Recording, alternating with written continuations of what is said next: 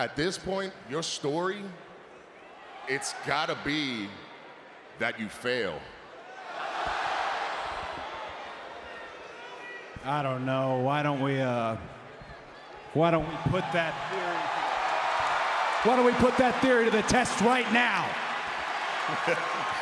Cody, are we gonna pretend like you don't know that I have a match tonight with Jay? But I do like this. I like this idea. We do have a big event coming up. So maybe it's Cody Rhodes versus Damian Priest at Crown Jewel.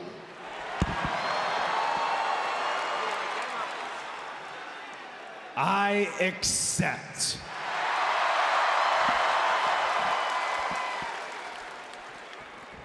But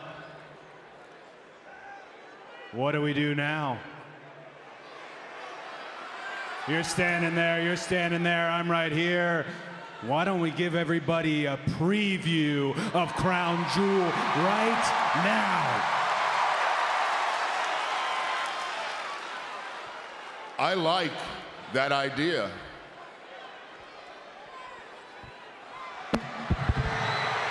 Well, of course Priest does, because it's Priest and Balor in the ring. Cody's cornered with Rhea and Dominic making their way out here as well.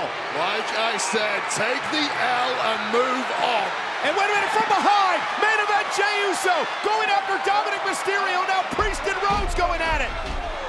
Cody had a bit of backup as well. And now Cody Rhodes hammering away on Priest. Sends him outside the ring, right under the table. And now Cody Rhodes banging Priest face first off the announce table. Little payback for last week, perhaps, Damian Priest. Yeah, Cody Rhodes clearing off the announce table here.